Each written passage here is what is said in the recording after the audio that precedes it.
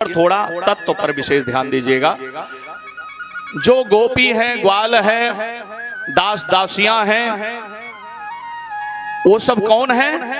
वो सब जो है रामावतार के साधु संत महात्मा हैं, ऋषि हैं, गृहस्थ आश्रम वाले हैं, जो भगवान के साथ समय बिताने के लिए सोच रहे थे, लेकिन भगवान ने थोड़े ही समय में चले गए, मौका ही नहीं मिला अयोध्या में रहने का।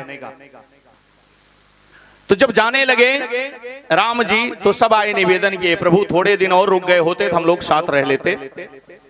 तो भगवान ने कह के यहां से प्रस्थान किया कि जब हम द्वापर में आएंगे तो जितने मनोरथ आप सबके हैं सबको मैं सिद्ध करूंगा, सबका मनोरथ मैं सिद्ध करूंगा।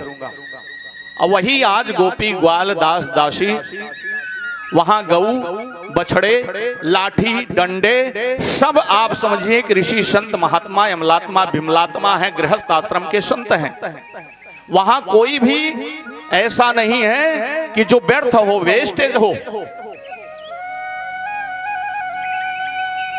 और इसलिए वात्सलता को भगवान ने वहां से चोरी किया है, निर्मलता को प्राप्त कराने के लिए। क्योंकि भगवान ने सोचा कि द्वापर के बाद कलयुग आएगा और उस कलयुग में मैं नहीं रहूंगा, हमारे संत रहेंगे, हमारे महात्मा रहेंगे, ब्राह्मण रहेंगे, गौ रहेंगे, अनेक भक्त आएंगे, अनेक भक्त जाएंगे, लेकिन जो संरक्षण हमारा होना चाहिए वो नहीं रहेगा।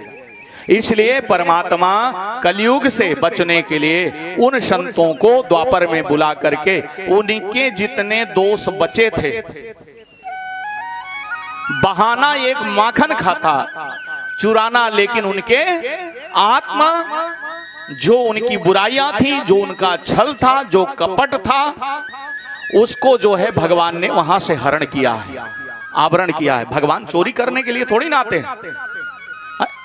जो योगी राज हो, जो परमात्मा हो, तीनों लोगों को चलाने वाला हो, चोरी करेगा किसी के घर में?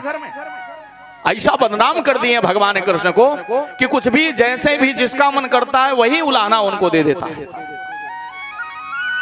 भगवान ने सबके चित्त में बसे हुए उस दुर्गुण का आवरण हटाया है। और वहां माखन क्यों कहा गया?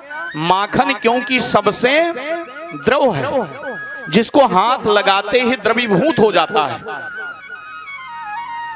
संत हृदय नवनीत समाना। इसलिए भगवान वहां मक्खन की बात की है कि मक्खन को स्पर्श करते ही जो पिघल जाने वाला हो, ऐसे ही भगवान के स्पर्श करने से जितने भी प्राणी जीव होते हैं उनका स्पर्श पाते ही, उनका दर्शन ही पाते ही वो द्रवीभूत हो जाते हैं, उनके सारे दोष खत्म हो जाते हैं। और एक समय ऐसा आता है कि अपने भक्त को भगवान स्वयं यहां से लेकर के बैकुंठ धाम चले जाते हैं। यह रीजन रहा माखन चोरी का। राधे राधे कहना पड़ेगा। समझ में आ गया हो? ताली की भी सेवा कर लिया करो। हाँ,